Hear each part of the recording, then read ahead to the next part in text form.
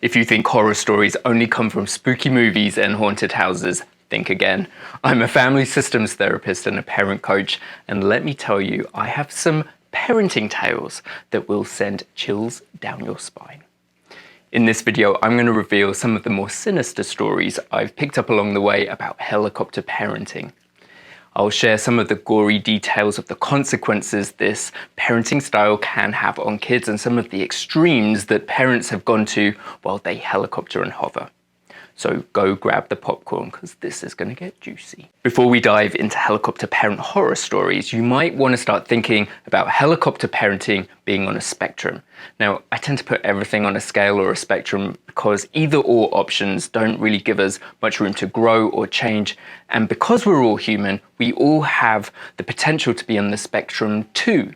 So whether you've got a 5-year-old, a 15-year-old, or are just parent to a fluffy white dog, you have got the potential to have a little bit of a helicopter parent inside of you too. Parenting is just a word we use to describe the way you take care of someone or something that you love. So we're all going to have a little bit of that tendency to be anxious or helicoptery in our approach because the stakes are high when us humans care about something or love something. Helicopter parenting is driven by anxiety, which makes a lot of sense because we're talking about our babies, and who doesn't get anxious or scared when they think about that adorable, helpless bundle of joy that came into our lives. Now, part of being a parent is unfortunately worrying about your loved one. We can put appropriate levels of concern at one end of the spectrum, and sometimes that worry can be too much, too intense, and damaging to children. And we'll put that level of worry or concern at the other end of the spectrum.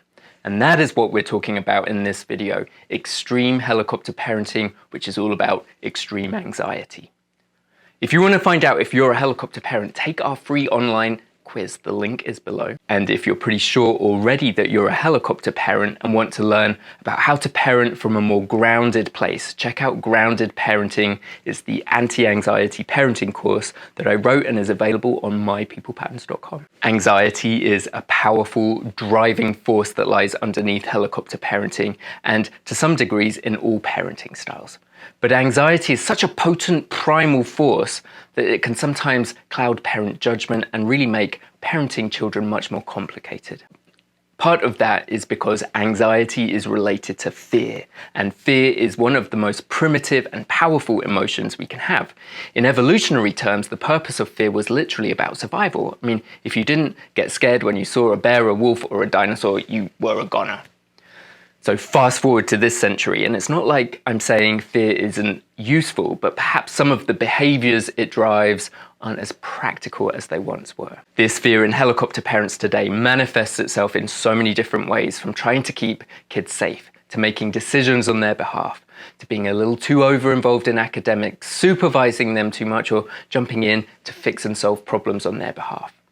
Now, some of these well-intentioned behaviors are driven by anxiety, and it's that anxiety part that can really drive children's development. In this video, we're going to look at the top 5 ways this anxiety-driven parenting style manifests itself, and I'll put each of those behaviors on a spectrum so you know what a healthy end is, and at the other end, I'll tell you some of the more horrifying horror stories I've heard about how that behavior shows up in parenting. So let's look at the first behavior, which is an over-involvement in children's academics. So at one end of the spectrum, we've got a strong body of research that tells us that a healthy amount of parental involvement in education is actually key to a child's success. Parental engagement in education is widely acknowledged as being crucial to development of happy, healthy young adults. Lots of different studies have gone on, and there's one in the Review of Educational Research that have found consistent connection between parental involvement and a child's academic success. And in these studies, children whose parents took an active interest in their schooling were more likely to demonstrate improved academic achievements, obviously, better grades, better test scores, but they also tended to have better social skills and were more likely to graduate and pursue higher education. However, there's a tipping point, right? Because in the helicopter zone, parents may find themselves overstepping, constantly checking their child's homework, excessively communicating with teachers, and sometimes even completing assignments on behalf of their children. This hyperfocus on every detail of a child's academic life can send unintentionally the wrong message. It says that the child can't handle challenges independently, or that mistakes, which are a critical part of the learning process, are not acceptable. I think we all know that every learner needs to grow and experiment and mess up and fail sometimes in order to really understand what's being taught to them. And when parents are too involved in academics, that natural growth doesn't happen. And at the far end of the spectrum, it's obviously when a parent is too involved and there's no room for failure. So on that note, let me tell you about the first of our helicopter parenting horror stories.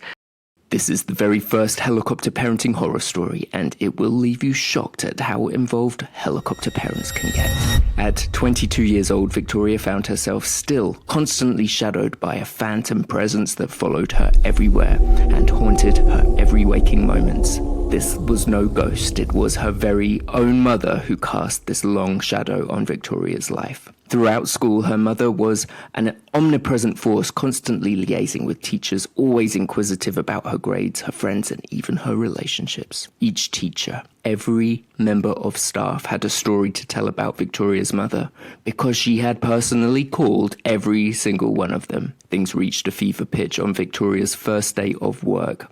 Her mother had called her cell phone, and when she couldn't get hold of Victoria, had taken it upon herself to Google her new boss's name and number, and had called her to ask what time she could expect Victoria home for dinner. Number 2 is making decisions on behalf of the child.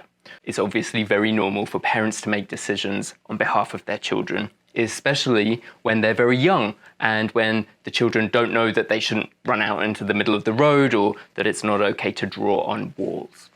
The idea, though, is to guide them, protect them from making harmful choices, and foster good decision-making habits. Teach them wrong from right and what makes a healthy decision. However, when parents continuously make decisions for their children long into adolescence or young adulthood, it can become extremely problematic. I am seeing more and more young adults in my private practice who seem to be rather lost, for want of a better word. And when I try and understand their family life, it does seem that most of them have very high anxiety parents who are quite often overly involved in decision making. And I think it's left them a little paralyzed as young adults, and they seem very stuck and quite unfulfilled. So at the extreme end of this behavior, parents are making all of the important choices: where their child goes to school, what they study, who they're friends with, or even minor decisions like what to eat and what to wear. And that was what it was like for our next child of a helicopter parent, Keaton. Keaton's parents held a tight rein on her movements and activities all through school, but as Keaton transitioned into a high school, this excessive caution escalated to an alarming degree. Her mother refused to let Keaton participate in swimming classes, which kept Keaton from ever learning how to swim. When her friends asked her why, Keaton explained that her own mother nearly drowned as a child and didn't want Keaton to go anywhere near water just in case. Keaton's social life was not spared from her parents' over-controlling tendencies and was only allowed to go out with friends to one particular pizza place where her parents would sit at the table next to them, watching their every move. Eventually, Keaton's friendships dwindled under her parents' suffocating vigilance, leaving her in isolation. A few years later, Keaton never showed up to her high school reunion, and it could be that she moved, it could be that she broke free of her parents, but the truth is, no one really knows what happened to Keaton. One more reminder to take that helicopter parent quiz. The link is below, and keep watching because I saved the really gruesome stories until the end. So next we have behavior number 3, which is creating a fear-driven environment. Now, it's certainly important to teach children about the potential dangers and risks in the world. These discussions can help children learn to navigate life safely and wisely. However, when these warnings become the primary narrative of a child's upbringing, it can lead to this very fear-driven, fear-based environment. This extreme behavior has parents continuously emphasizing the threats and hazards of the world, leading to a child living in constant fear and anxiety. We all internalize various aspects of our parents' voices that live with us throughout adulthood. Some people call it the inner critic, some people call it the critical superego. There's many different names, but it's got an aspect or a flavor of our parents' upbringing.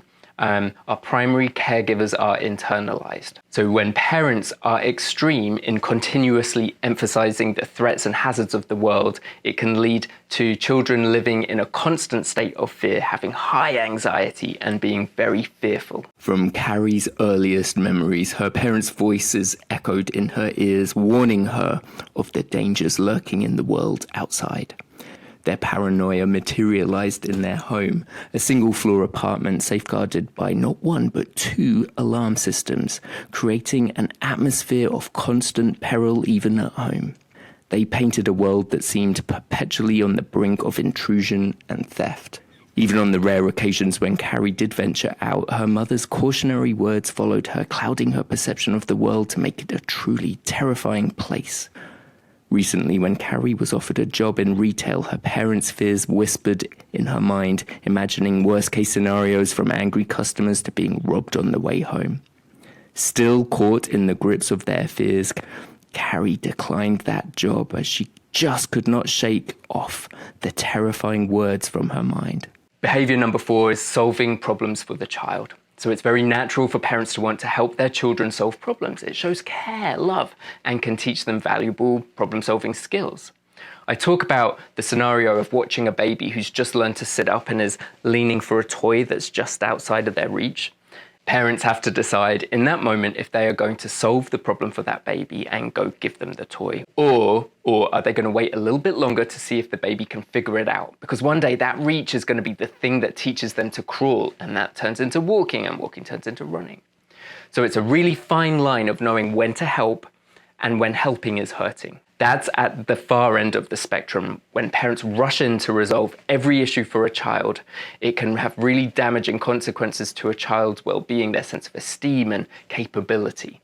So at the extreme end, parents are solving even the simplest of problems, hindering their children's opportunity to develop their own problem-solving skills, which leads to depression and low self-esteem and all kinds of negative consequences like that. Phil's mother was a notable figure in his school, though not in the way any teenager ever wants. His teachers' inboxes were flooded daily with her emails, each one a meticulous inquiry about the day's class activities. One day, Phil turned in a research paper, and the first paragraph of which was clearly copied and pasted from Wikipedia. As was the procedure, Phil's teacher marked the paper with a 0 and filled out a referral for cheating.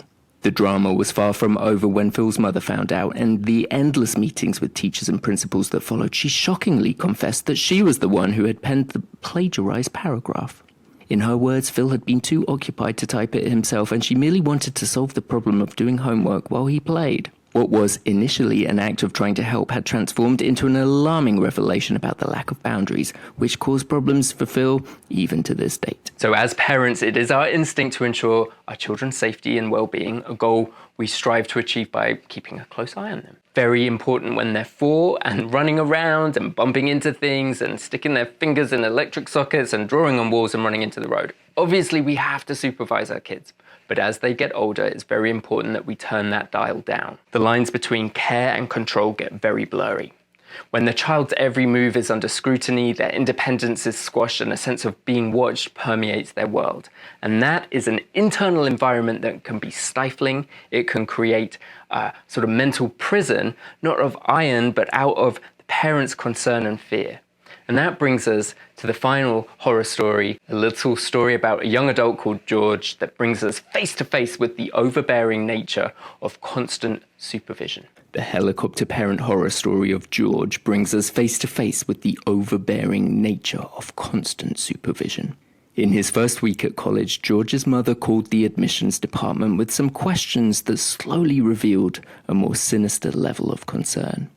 At first, she just expressed her intent to visit daily with home-baked goods to make sure he was eating well. And one might forgive that as being loving and sweet. But when she attempted to gain access to George's student account, her mood shifted and she became irate when she was informed of the legal boundaries protecting his privacy. With great effort, she calmed down, and before she hung up, she added another innocent question about how she might volunteer to monitor those freshman parties she'd heard about. When she was politely told that there were no parent chaperones at freshman parties, she asked in all seriousness how she was expected to know if he was behaving himself or not. They called this the lethal love loop, when too much affection becomes a hazard. All right, I hope you've enjoyed some of these helicopter parent horror stories. If you do, hit subscribe and like, and I will keep the videos coming.